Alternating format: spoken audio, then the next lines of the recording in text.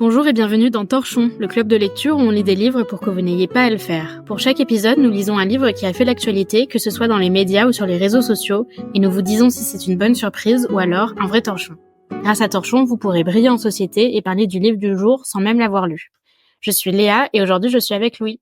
Bonjour. Et nous avons lu Kilomètre Zéro de Maud Ankaoua, publié en 2017 par les éditions Erol. Et je suis assez émue parce que c'est le premier épisode que je fais à la demande d'une auditrice. Si vous n'avez pas entendu parler de Kilomètre Zéro de Maud Ankaoua, comme Louis d'ailleurs.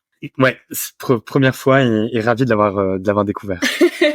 Et vous vivez un peu déjà en dehors des best-sellers que vous pouvez retrouver dans des relais ou à la Fnac, tout ça, parce que c'est un véritable phénomène de librairie. Plus d'1 million de livres vendus avec Kilomètre Zéro, et Maud Ankaoua fait partie de ces femmes qui sont dans le top 10 des auteurs les plus vendus depuis, je pense, 2022. En tout cas, c'était le cas en 2023, elle était dans le top 10. Elle a écrit plusieurs livres un peu de la même veine, donc on a lu le premier qui s'appelle Kilomètre Zéro. Et je vais juste lire rapidement la 4e de couverture parce que ça donne assez vite l'idée de à quoi ça ressemble, quoi. Maëlle, directrice financière d'une start-up en pleine expansion, n'a tout simplement pas le temps pour les rêves. Mais quand sa meilleure amie Romane lui demande un immense service, question de vie ou de mort, elle accepte malgré elle de rejoindre le Népal. Elle ignore que l'ascension des Annapurna qu'elle s'apprête à faire sera aussi le début d'un véritable parcours initiatique. Au cours d'expériences et de rencontres bouleversantes, Maëlle va apprendre les secrets du bonheur profond et transformer sa vie, mais réussira-t-elle à sauver son amie ? Donc la raison pour laquelle j'ai fait appel à toi, Louis, c'est que en fait, toi, t'as un point commun avec. T'évolues pas mal dans le domaine des startups. Elle-même a été directrice financière, et le personnage de Maëlle est finalement l'alter ego de Maud. Et donc, en plus de ça, toi aussi, t'as une autre passion dans la vie, c'est la randonnée. Ouais, tout à fait. Et c'est vrai que du coup, je me suis tout de suite identifié à Maëlle, l'héroïne de ce roman. Alors, comme je l'ai dit, Maud Ankaoua, elle est d'après la note biographique que j'ai pu trouver en ligne, elle est majeure de Sciences Po. D'abord, elle travaille dans la pub, puis ensuite, elle devient directrice financière d'une start-up qu'elle revend à Dassault en 2010.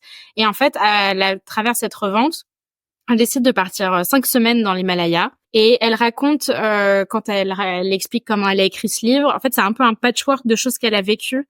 Elle ne se considère pas romancière au mode où elle invente des histoires, c'est plus quelque chose qu'elle... une sorte de forme de patchwork. Un autre truc que j'ai entendu, c'est qu'elle a commencé à écrire ce livre sur Excel. Et ça, c'est peut-être le plus grand mystère de ce livre. C'est comment on écrit un livre sur Excel. Mais tu trouves pas qu'on le sent un petit peu ? En fait... Parce qu'elle a le sens de la formule, un peu comme dans Excel. Moi, je sens que tu fais ça juste pour te moquer d'elle. Mais le truc, c'est que je pense qu'on le ressent un peu plus tard dans les dialogues, où parfois, quand les gens parlent, ils parlent de manière vraiment très robotique et, c'est pas comme ça que les gens parlent dans la vraie vie.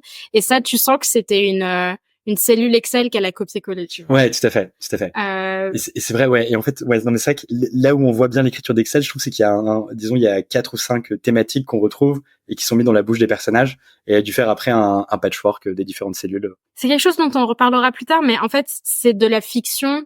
Mais en fait, c'est pas tellement de la fiction. C'est-à-dire que c'est de la fiction au service d'idées très développement personnel, et donc, ça pose ce type de problème où tout d'un coup les gens parlent, mais en fait, on a l'impression que c'est un peu des robots, donc voilà. Je voulais juste finir cette introduction en disant 2 choses, c'est qu'elle a écrit 2 livres après ça, et ce qui est assez rigolo, c'est que juste en lisant les résumés de ces 2 prochains livres, les 2 livres après, on se rend compte qu'elle a trouvé un petit filon et maintenant elle le creuse. Donc le 2e livre, c'est Constance, qui est une avocate brillante qui, malgré elle, doit faire le chemin de Compostelle, le pèlerinage de Compostelle. Et il y a un autre livre où c'est Malo, 30 ans, petit génie de la finance à qui tout réussit, qui tout d'un coup découvre qu'il est mourant et à Bangkok, et donc une vieille dame lui propose un pacte étrange. En échange de 30 jours de la vie du jeune homme, elle le met au défi. Donc il y a toujours la même trame narrative, mais on sent que Maud Ankaoua, elle a trouvé un peu son petit filon, qui est un personnage qui est aliéné par son travail, qui est à 2 doigts du burn-out et qui est à qui tout réussit d'un point de vue occidental, mais qui finalement n'est pas heureux, se retrouve malgré lui enfin donc malgré elle, dans le cas de Maëlle, à faire un voyage un peu initiatique, et à la fin, il découvre un peu le sens de la vie, quoi. Et donc on commence rue d'Ulm. Et donc on découvre Maëlle, qui est donc cette start-upeuse, directrice financière, qui est ultra busy, qui a un peu les boules parce que sa pote lui a dit viens me voir, alors que elle a trop de boulot, elle peut pas et tout ça. Mais finalement, elle va voir sa pote. Et là, surtout, commence une histoire, tu me diras si je me trompe, Léa, mais qui n'a absolument aucun sens, où son amie lui annonce qu'elle a un cancer, et pour la guérir, elle doit retrouver une forme de document qui aurait été écrit à Katmandou, et elle va devoir faire une forme d'ascension pour le récupérer. Donc là, Maëlle lui dit, en gros, j'ai trop de boulot, etc., je peux pas y aller, mais c'est ça un petit peu le début de la trame narrative. Il y a plusieurs choses qui m'ont rendu assez perplexe. Le premier, c'est qu'on sait pas tellement... Enfin, donc c'est le cancer, donc elle a un cancer, mais on sait pas tellement quel cancer, on sait même pas à quel point du traitement elle est, et ça a quand même une très grosse importance quand on connaît comment fonctionne un cancer, parce que ça peut être plutôt bénin ou très très malin. On ne sait pas trop où elle en est dans son traitement. Et ça, tu vois, c'est un peu un truc caractéristique qu'on verra après, parce que ce qui est vrai, c'est qu'à part le personnage principal, il y a aucun personnage qui a une vie en propre, qui a un intérêt en propre. Et comme tout le reste ici, le cancer a pas tellement d'incidence sur la suite du récit. Non, c'est ça. Et d'ailleurs, il va un peu disparaître au fur et à mesure. Il y a un deuxième truc qui est assez bizarre, c'est pourquoi ta meilleure amie ne t'a pas dit qu'elle avait un cancer. Ça, c'est pas très clair. Et surtout, enfin, moi, je me remettrais de ouf en question. Et je sais pas, c'est un peu aussi évacué comme question. Et le dernier point qui, moi, m'a vraiment perturbée, c'est que comme tu le dis, donc elle est en pleine chimiothérapie, et elle lui demande d'aller chercher des documents qui pourraient l'aider à avoir une sorte de remède alternatif. Et c'est l'occasion d'un petit passage un peu red flag, tu vois, où Roman, donc la personne qui a un cancer, dit que son ami qui est au Népal dit avant-hier, il m'a appelé pour me dire qu'il était en possession d'une copie de la méthode qu'il était prêt à me remettre. Comme nous nous en doutions, il a découvert que le gouvernement cachait le manuscrit. Les enjeux financiers étaient bien trop importants pour prendre le risque de voir baisser les ventes de médicaments. Révéler de telles pratiques de pensée préventive et curative remettrait en cause les équilibres juteux du secteur. Donc là, on est page 24, le 23. roman 23, le roman commence page 11, c'est-à-dire qu'il y a 12 pages. Les 12 premières pages étaient quand même très mal écrites. Et là, d'un coup, on passe de la mauvaise écriture à la mauvaise pensée. Oui, et puis bon, c'est écrit en 2017 et nous on le lit après toute la crise du Covid, et moi j'entends ça en mode ouais, c'est super anti-vax, c'est très théorie du complot page 23, et c'est bizarre parce que Maud Ankawa, elle est c'est un peu une femme directrice financière, science-piste, c'est un peu une femme des élites, tu vois, et qu'elle soit là en mode les élites nous oppriment alors qu'elle en fait partie. En fait, c'est un peu bizarre ce point un peu théorie du complot, Big Pharma, anti-vax. Bon, anti-vax, c'est ce qui vient après. Je me demande si est-ce que c'est ce que Maud Ankawa pense? Est-ce que c'est ce que le personnage pense? Ou est-ce que c'est juste un outil pour faire en sorte que Maëlle, le personnage principal, se casse au Népal, tu vois? Est-ce qu'en fait, ça ne sert à rien et c'est pas du tout quelque chose qu'elle... Ou alors, est-ce que c'est quelque chose qui, d'après Maud Ankawa, tout le monde pense, une sorte d'idée commune du type l'industrie pharmaceutique nous empoisonne? Je sais pas, tu vois, genre je sais pas trop quoi faire de ce passage, à part qu'il m'a mis très mal à l'aise. Et à nouveau, Torchon, c'est un podcast littéraire. Je vais pas commencer à faire du debunking en mode pourquoi c'est une théorie du complot et tout ça. Mais il y a un côté très populiste aussi, un côté un peu genre vendeur de la part de l'autrice, du style vous voyez de quoi je parle, on s'entend. Ouais, totalement. Et donc là, on est page 23, donc il y a ce premier moment un petit peu de malaise. Après, l'héroïne se pose un peu la question, est-ce qu'il faut que j'aille à Katmandou ou pas pour aller chercher justement ce document. 14 pages plus tard, finalement, elle arrive à Katmandou, avoir un petit peu hésité, mais pas beaucoup. Là, elle arrive à Katmandou, donc il faut s'imaginer une cadre à Paris qui a priori est assez malheureuse. Et le premier truc qu'elle se dit à Katmandou, c'est moche, c'est pauvre, j'ai pas mon portable, il y a pas d'eau chaude, ça me fait chier. Et ça, moi, je sais pas, mais je trouvais ça assez étonnant aussi d'un point de vue effet de réel, parce que je sais pas, il y a aussi un peu ce côté, j'imagine, dépaysant, agréable. Et là, on a l'impression qu'elle en fait beaucoup pour dire mon personnage est malheureux, il sait pas se réjouir, mais grâce à tout ce qu'il va vivre ensuite, il va apprendre à redevenir heureux. Ouais, en fait, on est un peu dans cliché après cliché. Et donc, le premier cliché qu'on a, c'est le cliché de la Parisienne un peu connasse. Très genre, oh, la pauvreté, ouh. on a besoin qu'elle soit comme ça au début du roman pour que ensuite elle évolue vers quelque chose de plus tolérant, de plus à l'aise avec la pauvreté, avec le dénuement. Mais on commence un peu genre la meuf avec qui cherche le réseau, tu vois. Mais c'est pas l'unique cliché qu'on a. Moi, le deuxième cliché qui m'a vraiment perturbée pendant l'ensemble de ce roman, c'est il ne donne rien, mais il donne tout. Attends, Ah ouais. c'est un peu plus loin dans le livre, mais je vais essayer de retrouver. Et là, pendant qu'il la retrouve, il y a vraiment ce côté, vous savez, c'est un peu le copain qui rentre de vacances, par exemple, du Cambodge et tout. Il arrive et il dit, ah, mais ils étaient, mais trop gentils. Et il y a ce côté un peu ridicule, comme ça. Ces gens qui avaient peu en apparence possédaient en fait l'essentiel, alors qu'ils ne connaissaient rien de moi, ils m'avaient tout donné, leur présence, leur silence, leur patience, leur générosité, leur compréhension, leur regard, leur gentillesse, leur pardon, leur amour. Et à mon avis, il y a un truc qui est assez marrant, c'est que en fait, elle est touriste. C'est normal qu'il soit gentil avec elle. C'est une femme blanche qui est riche, et donc il est assez évident qu'il y a un rapport déformé, déséquilibré entre les populations sur place et elle. Mais elle le place tout de suite sur le terrain ils ont une spiritualité plus évoluée. Ils s'y connaissent mieux et donc forcément ils sont plus gentils, quoi. Ouais, tout à fait. Et la contrepartie de ça qu'on verra pendant tout le livre, c'est que le capitalisme est un mode absolument abominable qui pourrit l'homme, et c'est pour ça qu'on n'arrive plus tellement à être heureux, alors que en n'ayant pas quelque part connu le progrès, il garde une part de pureté et de bonheur accessible. Et ça, pareil, on est d'accord, mais c'est extrêmement cliché.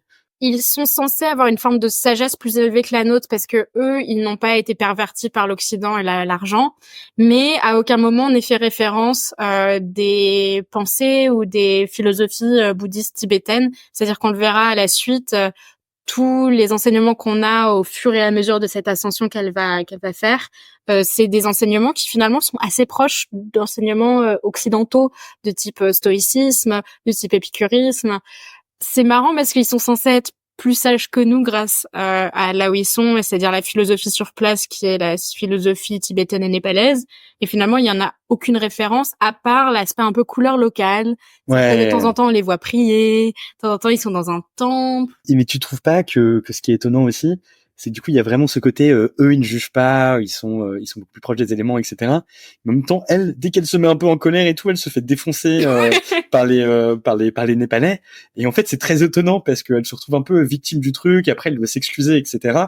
Alors qu'ils sont censés être ceux qui ne la jugent pas. Un point important à dire, c'est que d'abord elle rencontre une première femme qui s'appelle Maya, qui va lui faire une première leçon de vie, et ensuite elle va avoir différentes leçons de vie de la part de son guide. Alors c'est littéralement un guide, le mec l'emmène à travers les montagnes, mais c'est aussi une sorte de gourou, de guide spirituel.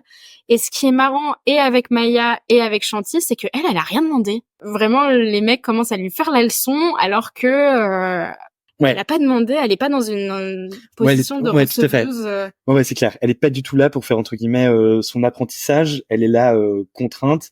Et dès qu'elle va se mettre en mouvement, ils vont la juger. Et néanmoins, je sais pas ce que t'en penses, mais on a quand même l'impression que petit à petit, c'est elle au contraire qui demande énormément, qui cherche. Elle répète tout le temps des choses comme un de mes gros cailloux est de vivre l'amour. Elle cherche à vivre quelque chose, etc. Et assez rapidement, donc, elle va être plutôt en demande quand même d'enseignement par rapport au début. Au contraire, c'était pas tellement le cas.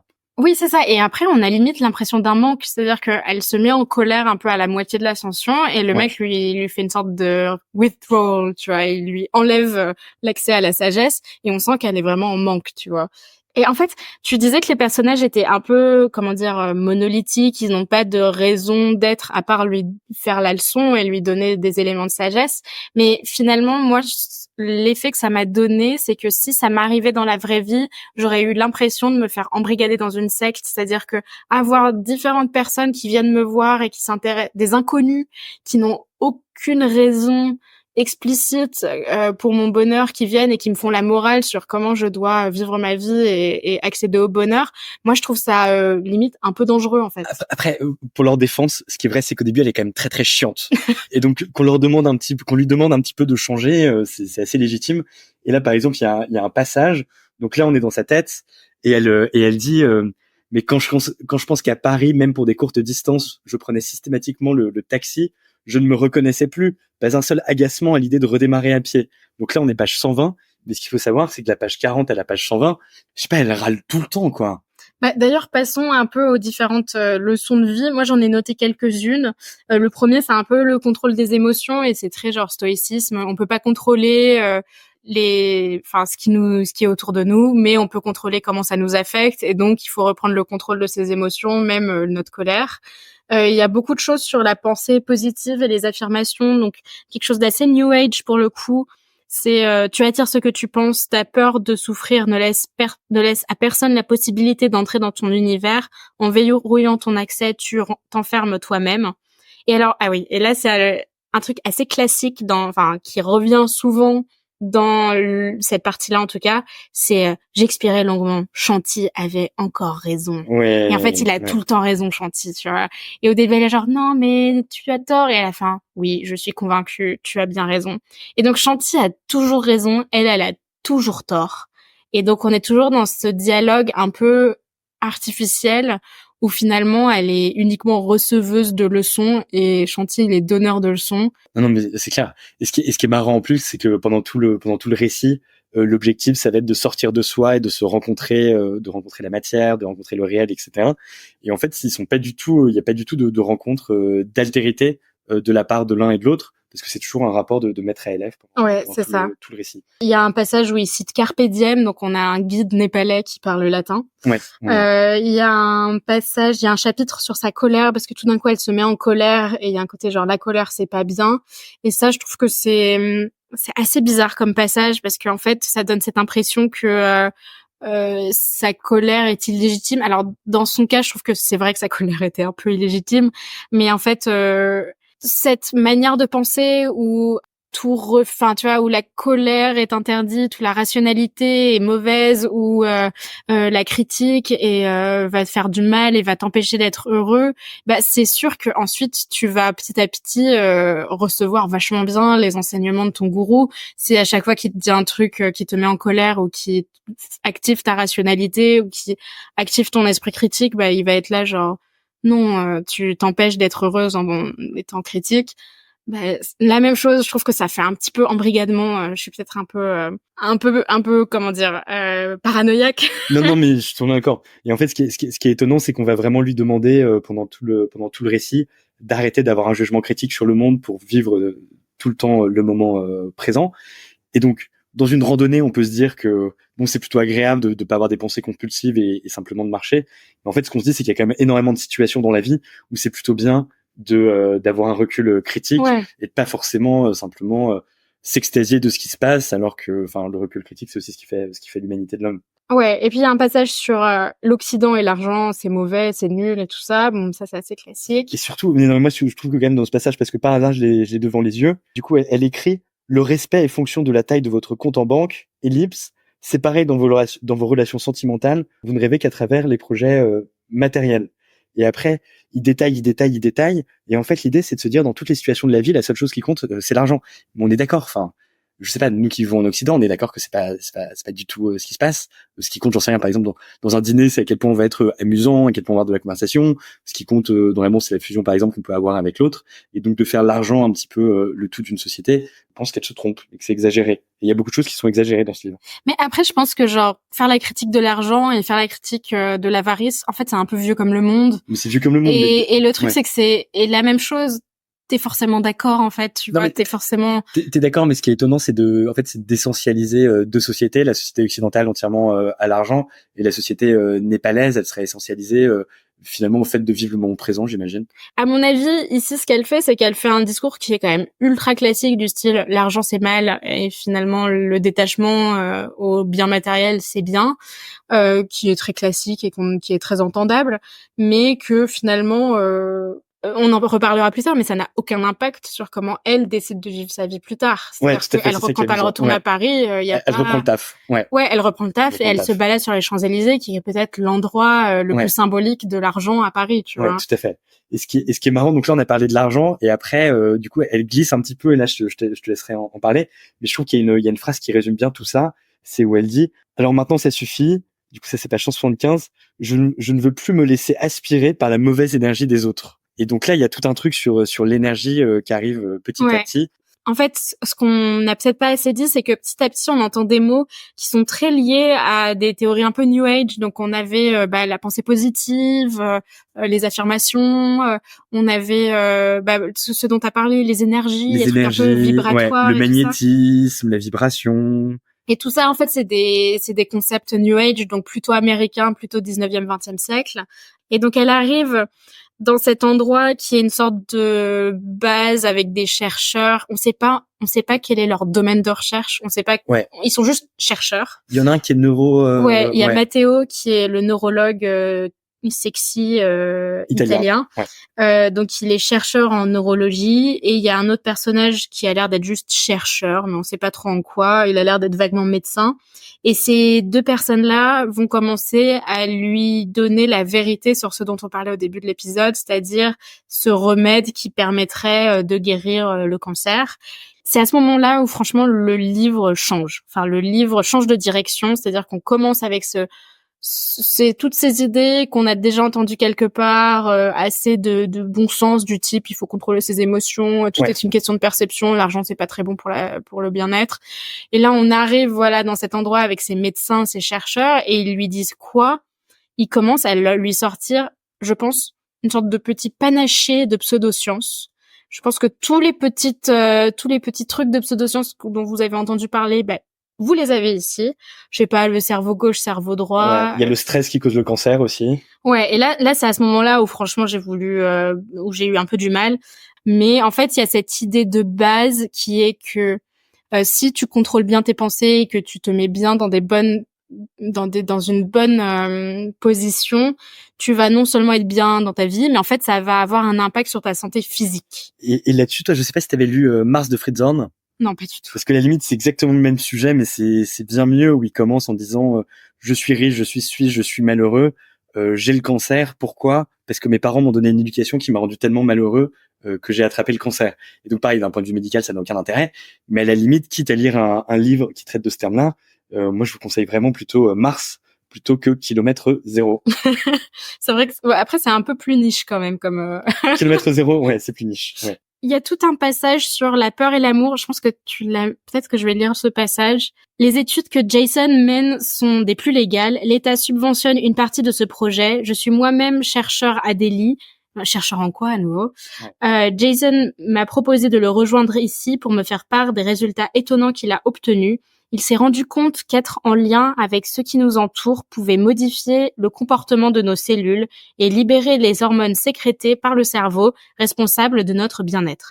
En bref, il a identifié 2 états possibles pour notre quotidien, celui de la peur et celui de l'amour. La peur est un état d'aveuglement et d'automatisme, alors que l'amour est un état de conscience, d'infini et de lien. L'amour ne s'exprime que dans le présent, il a tout à offrir.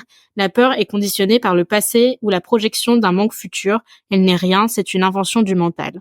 Il y a un problème de base qui est le problème de source. C'est-à-dire que moi, j'ai commencé à lire ça et j'étais un peu en mode genre, mais source? Quoi? Hein?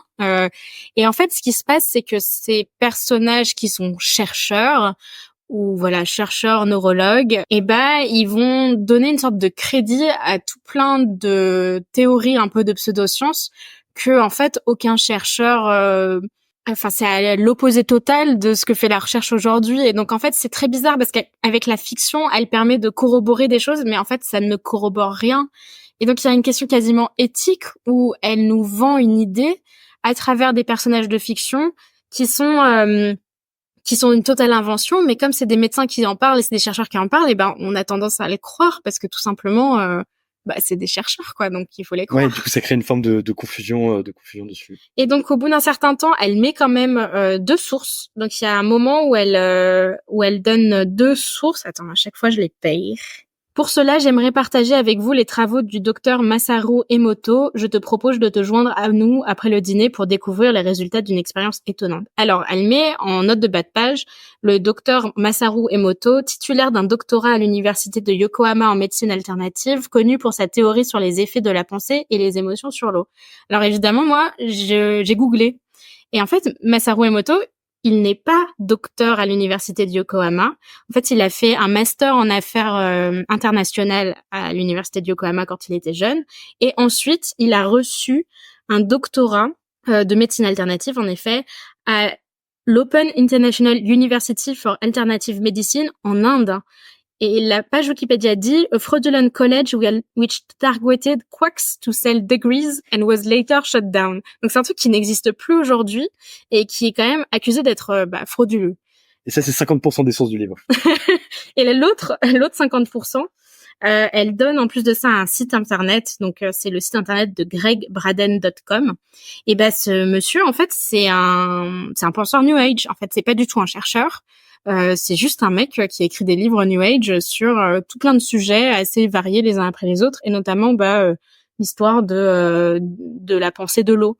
Elle crée des personnages de chercheurs et de médecins, neurologues, et ensuite elle met dans la bouche de ces médecins neurologues des idées faites par des personnes qui sont ni chercheurs ni médecins, mais qui en plus de ça sont quand même connues pour dire des choses frauduleuses, quoi. Et donc moi c'est à ce moment-là où vraiment je suis passée de c'est mauvais mais bon c'est quand même c'est comme ça, c'est pas grave, à où je suis en train de lire quelque chose qui est limite un peu dangereux. Enfin j'exagère peut-être, mais je trouve que ça m'a mis dans un état un peu de panique. Il y a plusieurs thèmes dessus, mais c'est vrai que cette recherche de la tranquillité à tout prix, par exemple, c'est quelque chose d'assez étonnant, qui a l'air assez récent, pas récent parce qu'il y a tout le stoïcisme, etc. Mais par hasard, par exemple, hier, j'étais allé voir une pièce de théâtre qui est une adaptation des Naufragés de Thomas Bernhard qui joue en ce moment à Paris. Et donc, c'est sur la vie de Glenn Gould. Et c'est vraiment une pièce qui est extraordinaire. Et il arrête pas de parler, au contraire, de l'intranquillité comme moteur de vie, comme ce qui nous fait aller vers d'autres choses, etc. Et je trouve que dans ce mode de vie intranquille, en fait, on s'y reconnaît assez bien. Il prend toujours comme exemple le moment vraiment de la tranquillité absolue, c'est le moment où on commence à être content de soi. Et quand on commence à être content de soi, c'est le moment finalement où on n'est plus tout à fait moteur de changement. Pour revenir à cette histoire de stoïcisme, et il y a un côté un peu où dans le stoïcisme, t'as toute une recherche de contrôle des émotions et tout ça, mais en même temps, le stoïcisme est très dans va falloir quand même s'impliquer dans la société, s'impliquer dans la cité, il faut quand même avoir des responsabilités vis-à-vis des uns et des autres. Là, il y a un peu un côté en mode ton boulot t'appelle, c'est pas grave en fait. Ouais, non, c'est clair. Et je sais pas, tu vois, genre on a tous des expériences de travail. Si tout d'un coup notre chef disparaissait, ça nous mettrait dans un état, ça nous mettrait dans la merde, tu vois. Ouais, non, c'est clair. Clairement, elle est en train de faire du mal à des gens, et ça se dit à la fin du livre. En fait, elle dit finalement personne, j'ai banqué à personne.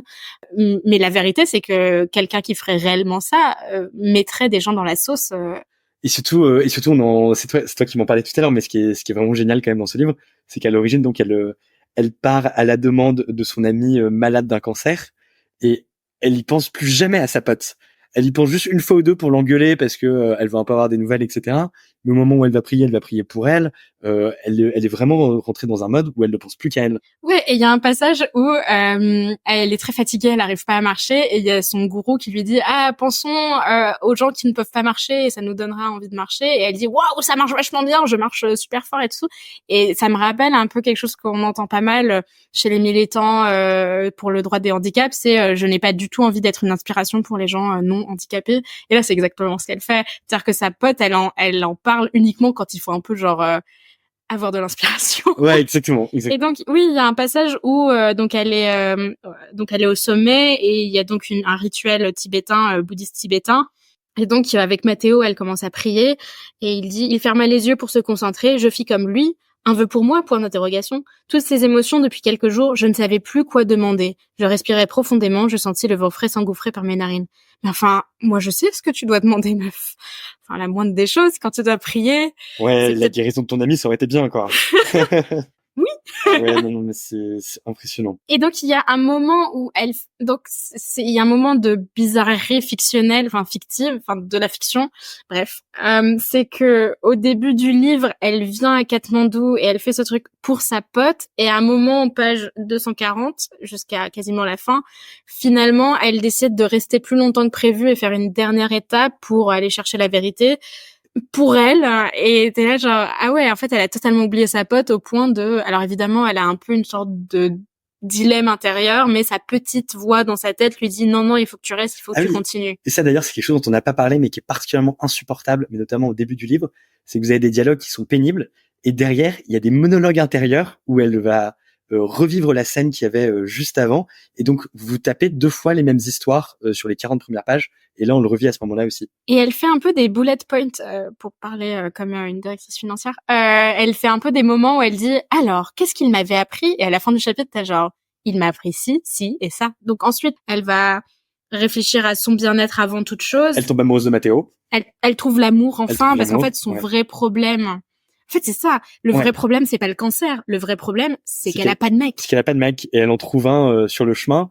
Et donc là, il y a on en parlait tout à l'heure aussi, mais il y a une scène de sexe qui n'a absolument aucun intérêt, qui est la scène du livre. Et on s'imaginait un truc un peu tantrique, un peu sympa et tout. Okay, un peu illuminé, un peu illuminé. Moi, je m'attendais à une scène de sexe en mode genre les chakras et tout. Et c'est un missionnaire très classique. Ouais. C'est vraiment genre pénétration épisode 6. Ouais. Même pas un petit préliminaire. Rien du tout, ouais. Je trouve qu'il y a un côté où finalement, elle a toute une démarche philosophique et de sagesse sur ses émotions, sur les affirmations et tout ça, qui est liée de base à sa pote qui a un cancer, et ça finit en quoi? En une sorte de petite amourette, quoi, un petit moment romance. C'est une petite romance. Je crois qu'elle part à la fin à Milan le retrouver. Voilà, ils vont sans doute avoir des jours heureux. Et donc finalement, ça veut dire que ton apprentissage de la vie et du bonheur, et voilà, bah ça résulte en quoi? Bah en fait, l'amour hétérosexuel normé, voilà, tu vois. Mais avec un Italien quand même. Ouais. Un Italien, c'est pas rien, tu vois. C'est pas un Allemand, c'est un Italien. Non, mais surtout qu'elle dit des trucs super xénophobes contre les Italiens au tout début. C'est vrai, mais parce que je crois que ça lui rappelait une blessure d'un autre Italien qu'elle avait aimé, non? C'est ça. Ouais. Et tu comprends qu'elle est très jalouse et qu'elle est très malheureuse avec les hommes parce qu'elle a eu des mauvaises expériences, et que grâce à ce passage dans l'Himalaya, et ben ça lave un peu tous ses traumas, et finalement elle est capable d'aimer à nouveau. Ouais, mais ça c'est l'amour au sommet, tu vois. C'est mieux qu'un amour classique. C'est ça. On en arrive à un point où donc en fait elle décide de faire cette dernière épreuve qui en fait l'éloigne un peu de sa pote qui a un cancer, pour aller rencontrer un mec, une sorte de le gourou ultime. un japonais. On sait pas très bien ce qu'il fait là. On sait simplement que elle a rêvé de lui, et le japonais a rêvé d'un couple occidental qui viendrait le voir. Et il y a une dernière un grand moment de pseudo-science à base de phéromones. Ah oui, et un truc qui est assez dingue, il y a 2 choses que je veux dire. Le premier, c'est que tout le monde parle de l'ego comme si c'était un truc normal, que tout le monde savait, même un japonais au beau milieu de l'Himalaya sait ce qu'est l'ego, ce qui est quand même un concept freudien, viennois des années 20, tu vois. Ouais, les amis. Ouais, elle en parle comme si c'était un truc assez genre évident. Et un autre truc qui est page 289, mais qui se retrouve, je pense, à 3-4 reprises dans le texte, c'est que dès qu'on parle de Dieu, il y a un moment de non, on va pas parler de Dieu. Dieu si ce n'est la nature, Dieu si ce n'est l'infini, appelle-le comme tu veux. Il y a un côté un peu genre toute pensée théologique est interdite. Ouais, c'est-à-dire que on est dans la pseudoscience, on est dans le développement personnel, on est dans le philosophique, mais dès qu'on arrive à Dieu, elle sent que elle va perdre son auditoire, parce que sûrement il y a beaucoup d'athées qui lisent ses livres, et elle se dit non, on va rester du côté de l'athée. Ouais. On va pas commencer à parler de théologie parce que sinon je vais perdre tout le monde. Un autre truc qu'elle fait, et là c'est le 13e point où je suis vraiment très énervée, c'est que elle va dire non mais tout ça c'est tous ces trucs d'amour et tout ça, toutes ces pseudo-sciences sur l'amour, c'est vrai parce que la physique quantique nous dit que. Mais en fait, la physique quantique a ce truc qui est que c'est tellement incompréhensible et c'est tellement à rebours de ce que l'on constate en tant qu'être humain de base que tu peux lui faire dire n'importe quoi, parce que personne ne pourra aller vérifier ce que tu dis, puisque la physique quantique, c'est juste incompréhensible. C'est le moment où elle parle des atomes en disant que les atomes sont constitués, je crois, à 80% de vide. Alors, je sais plus exactement ce que c'était, mais derrière, il y avait toute une théorie de la vibration qu'il y avait, en disant que les vibrations qu'il y avait autour de nous agissaient directement sur nos êtres. Mais pour être très honnête avec les auditeurs, moi, c'est à partir de ces pages-là que j'ai commencé un peu à décrocher totalement. Ouais, mais quand même. C'est mon travail. Parce que là, on est page combien? On est page 200 à peu près? 280. 280? Parce que les 279 pages d'avant sont quand même extrêmement nulles. En fait, je pense que c'était assez facile à suivre jusqu'au moment où on passe du côté de l'escroquerie intellectuelle, et là, ça a été trop dur à lire pour moi, parce que tu vois, genre le côté genre contrôler ses émotions, moi je considère que ouais, ça se discute, mais en vrai je peux discuter. Là, on est de l'ordre de non mais en fait vous nous dites n'importe quoi. Oui, mais là on le voit depuis le début, on parle que d'idées, alors que c'est un roman. Mais ce qui est rigolo, c'est que donc j'ai écouté une interview d'elle dans le podcast In Power de Louise Aubry où elle dit ah mais si j'ai écrit un roman, c'est parce que en fait c'est beaucoup plus marrant à lire.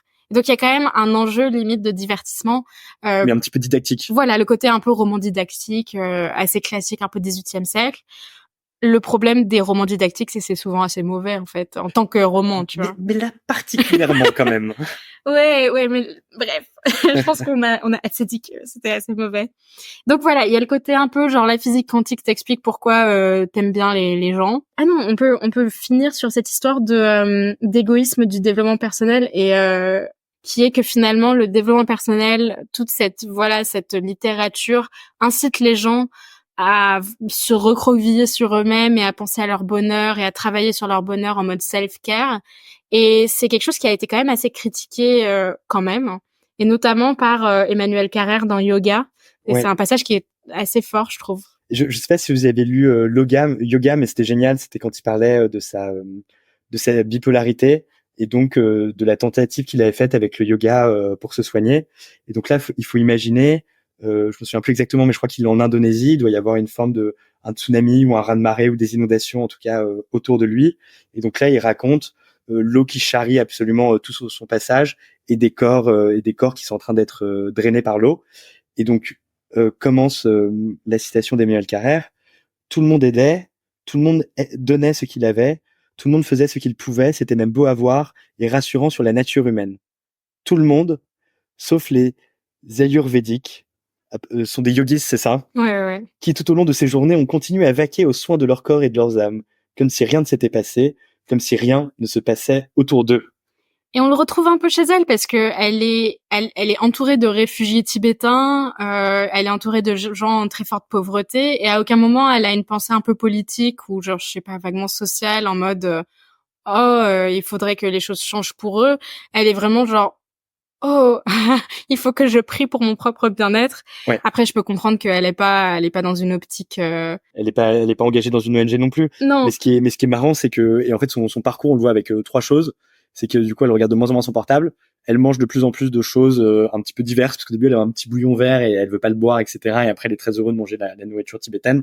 Et la troisième chose, c'est qu'elle fait plus attention aux détails qui l'entourent. C'est ça. Et donc finalement, ce qui se passe, il y a un peu un plot twist, c'est qu'elle se rend compte que Matteo, son amant, connaît Roman. Ils échangent des textos tous les deux, et que Matteo reçoit un SMS d'une femme qui lui dit tu me manques, je t'aime, bisous bisous. Et donc elle se rend compte, elle pense que cet homme est en fait a une petite copine qui l'attend à Milan. Alors que c'est sa sœur. Et franchement, ça aurait pris 2 minutes pour lui expliquer, mais en fait, elle part au quart de tour, ce qui donne cette impression que toute cette n'a servi à rien. Ouais, ça n'a servi à rien. Elle est colérique, elle part, voilà. Elle est comme au début. Et alors, ce qui est bien, je trouve quand même juste avec ce plot twist, c'est du coup l'histoire qui était vraiment trop con au début de sa pote qui avait trouvé une espèce de formule magique, machin, pour aller mieux. En fait, donc tout ça est inventé. Et ça, c'est plutôt rassurant au moins. Oui. Parce que c'est un peu moins con que ce qu'on aurait pu penser au début. Mais en même temps, franchement, c'est quand même vachement con parce que je suis désolée, mais moi, j'ai une maladie potentiellement mortelle. En fait, j'en ai un peu rien à foutre du bonheur spirituel de mes potes. Parce qu'on l'apprend à la fin, parce qu'en fait, c'est son anniversaire. C'est l'anniversaire de Maël, c'est ça le personnage principal. Et donc, pour son anniversaire, son ami voulait lui offrir le plus grand des cadeaux, qui était cet enseignement que Maud Ankawa a le bonheur de nous livrer uniquement pour 7,90 € en livre de poche. Donc elle retourne à Paris, elle confronte sa pote Romane, et Romane lui dit mais en fait il a pas de meuf, c'est sa sœur, et finalement non, le carnet que je t'ai demandé, il était vide, mais parce que en fait j'ai fait ça pour toi. Mais je suis désolée, mais c'est absurde. Ça n'a aucun sens. Ça n'a aucun sens. Au moins, c'est pas de la pseudo-science à fond, au point où, en fait, dans ce carnet, il y a réellement quelque chose à l'intérieur. Enfin, il a bon dos, le cancer, quoi. Je sais pas comment dire ça. Ouais, mais il a une utilité fonctionnelle comme tout le reste, à part les discours. Et donc, le happy end, c'est juste qu'elle a un mec, voilà. Et si, quand même. Il y a un autre happy end. C'est qu'au début, on la quitte, elle est grincheuse, elle regarde tout le temps son portable, elle regarde absolument rien de ce qu'il y a autour. Et là, page 357, elle se promène dans Paris, elle est devant, elle doit être à peu près au niveau de la Concorde. Et là, l'auteur écrit: mon cœur s'enflammait pour chaque détail, l'obélisque de Luxor au centre de la place, les lampadaires qui font le charme de la capitale, les platanes du jardin des Tuileries, le sourire d'un enfant que je croisais en remontant les arcanes. Et là, on se dit vraiment, elle a changé son regard sur le monde, elle est heureuse. Non, il y a un dernier passage qui est un peu genre très la recherche du temps perdu, c'est que finalement on finit le livre et la fin du livre, c'est en fait le début du livre puisque elle va écrire ce livre. Donc, est-ce qu'il a été traduit dans d'autres langues, ce livre? Oui, il a été traduit dans d'autres langues et je le sais parce que il y a quelqu'un qui a fait une review dans Goodreads qui dit waouh, c'est le livre le plus lu par les Français en 2021 ou 22 et il dit vous avez vraiment trop mauvais goût vous les Français. Moi, je dirais que le truc quand même le pire truc du roman en fait c'est le petit QR code à la fin. Ah oui. Je pense que c'est le moment où on parle du QR code. Donc le QR code ramène sur mode-ankawa.com, qui est un site où elle va faire de la pub pour les prochains rendez-vous, c'est-à-dire pas mal de séminaires de bien-être. Et vous savez combien c'est par personne? Attends, je vais dire. C'est 1500 € les 3 nuits. Et donc là, c'est marrant, on vient de se taper un livre où la meuf crache sur le capitalisme pendant 400 pages, et là, elle vend ses séminaires 1300 €. Et moi, je pense en fait que ce livre, comme elle aussi a été un peu start-upeuse, etc., est un moyen d'acquisition pour se faire vraiment de l'argent par ses séminaires. Non, attends, c'est 1290. C'est un prix qui inclut les déjeuners, les dîners, hors boissons, les enseignements de Maud Ankawa, mais pas les transports, pas les hébergements, pas les assurances, pas les dépenses personnelles. Et il y a un tarif à 1490 où il y a les nuits en chambre partagée, donc tu partages ta chambre avec une ou un c'est New Age, inconnu. c'est sympa. La pension complète hors boisson, donc t'as aussi le petit déjeuner et les enseignements de Maud Ankawa. Et il y en a combien? Il y en a 3 au mois de mai là déjà qui sont prévus. Ah ouais. Et est-ce qu'on n'irait pas? Est-ce qu'on pourrait pas organiser une cagnotte par ce podcast là, pour y aller? On sera sans doute très bien accueillis. Ouais, non, je pense que franchement, j'ai peur pour ma vie. Ouais. Et alors attends, à côté de ça, qu'est-ce qu'on sauve? Qu'est-ce qu'on sauve? Après, moi, ce que je sauve, c'est finalement ce que les gens ont pu réussir à trouver de ce livre. Moi, je l'ai pas trouvé, mais je me sens un peu mal parce que clairement, si 1 million de personnes l'ont lu, sûrement beaucoup de gens ont trouvé une certaine forme de réconfort dans le livre. Donc, je suis un peu mal à l'aise parce que moi, je l'ai pas trouvé le réconfort. À l'inverse, j'ai été très mal à l'aise et limite énervée. Mais je peux entendre que les gens lisant certains enseignements trouvent une certaine réponse à des problèmes qu'ils ont dans leur vie. Je pense qu'il y a ça. D'accord. Et le t'as mis du temps à pouvoir le dire ça quand même. Hein. Oui. T'as eu du mal à l'accoucher ça. Hein. C'est un peu le problème de ce podcast qui est que on lit des livres qui souvent sont très populaires, tu vois, Captive. Et donc j'ai toujours ce problème qui est que là on vient de faire une critique quand même très très dure de ce livre, mais on est seul face à la foule et la foule. Non. Parce que honnêtement, on n'a pas fait une critique dure, on a fait une critique bienveillante de ce livre. Peut-être le truc que je dirais, c'est que ce livre avait un potentiel de quelque chose de très intéressant. Si on reprend, Maëlle et Roman.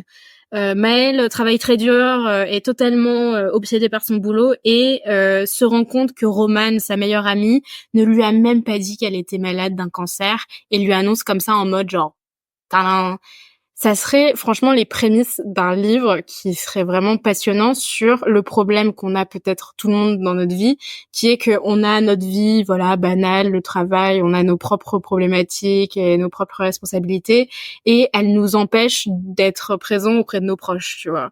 Et je pense que ça aurait pu être un livre de développement personnel sur cette problématique-là, et finalement, elle a décidé d'en faire un livre finalement très égoïste. Mais ça aurait pu être un livre intéressant sur le rapport à la maladie de l'autre, le fait d'être aidant, le fait qu'on peut pas tout contrôler, que la personne elle est malade malgré tout, malgré tous tes efforts, enfin tout ça, elle aurait pu aussi en parler. Oui, mais ouais. Alors que là, l'idée c'était plutôt de se dire que elle est tombée malade parce qu'elle était trop stressée. Voilà. Ouais.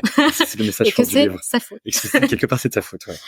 Et toi, bonne surprise. Ouais, écoute, moi, il y a déjà en intro, s'il y a un truc que je devais sauver, c'était en fait au début de chaque chapitre, il y a une petite citation là qui est en exergue, et le chapitre pile ou face, qui est de Joseph Goldstein. Vous ne pouvez pas arrêter les vagues, mais vous pouvez apprendre à surfer. Et je trouve ça pas mal. Et à côté de ça, vrai torchon. En fait, je suis vraiment à 2 doigts que ce soit ma dernière participation à cette émission, parce que là, on m'a vraiment volé mon week-end, quoi. Je l'ai acheté hier, donc déjà, j'ai dû faire genre 800 mètres par rapport à chez moi pour pas aller dans ma librairie habituelle, parce que j'avais trop peur des regards de la libraire, en plus, qui a l'air très sympa. Donc, j'ai dû aller un peu plus loin. Et je sais pas, hier ça m'a quand même pris 2 heures et aujourd'hui aussi 2 heures. Et donc je milite de plus en plus pour qu'on crée le podcast Serviette. Le podcast où on lit que des super livres. Ouais, ce serait chouette. En plus, on se sentirait plus heureux et plus apaisé avec soi-même. Ouais, clairement. Je pense que on va lancer Serviette. On va lancer Serviette. Et une recommandation de lecture peut-être à côté de ça? Ouais, moi je veux des recommandations de la part d'auditeurs parce que je ne connais rien à la littérature népalaise et tibétaine. Ouais. Et je me dis que ça serait quand même la moindre des choses de faire tous ces gens là qui sont censés ne rien avoir mais tout donner, ils ont sûrement une littérature aussi mais on n'en sait rien parce qu'évidemment ce sont pas des personnages. Ouais. Donc je fais un appel aux auditeurs de Torchon si vous avez des recommandations de livres sur je sais pas le bouddhisme tibétain, le bouddhisme népalais, sur des auteurs contemporains népalais, je suis assez preneuse mais franchement moi j'ai à part Yoga de Emmanuel Carrère que je recommanderais aussi. J'ai pas trop de recommandations de moi, livres. Finalement, je me dis dans ce livre, qu'est-ce qui se passe? Il fait froid, il mange bien, il se passe pas grand-chose, mais il se promène. Et à quoi ça m'a fait penser finalement? À la montagne magique. C'est exactement la même chose. Ils passent leur vie à discuter dans le froid et à bien manger. Et du coup, moi, je vous recommande la montagne magique à la place. Bah, après, ça se fait pas en un week-end, la montagne magique. Ouais, sinon, faut avoir une bonne dose de guronzan sur soi pour pouvoir tenir tout le week-end avec. Ouais. Bon. Merci à tous. Je pense qu'on va conclure. Attends, je vais faire la belle conclusion. Ouais. Merci beaucoup de nous avoir écoutés jusqu'ici. Si le podcast vous plaît, n'hésitez pas à nous suivre sur notre compte Instagram @torchon.podcastlittéraire pour nous donner vos idées et vos réactions à cet épisode. Et je vous conseille de le suivre pour plus de recommandations, de critiques et de coulisses. On vous embrasse et on vous dit à bientôt. À bientôt.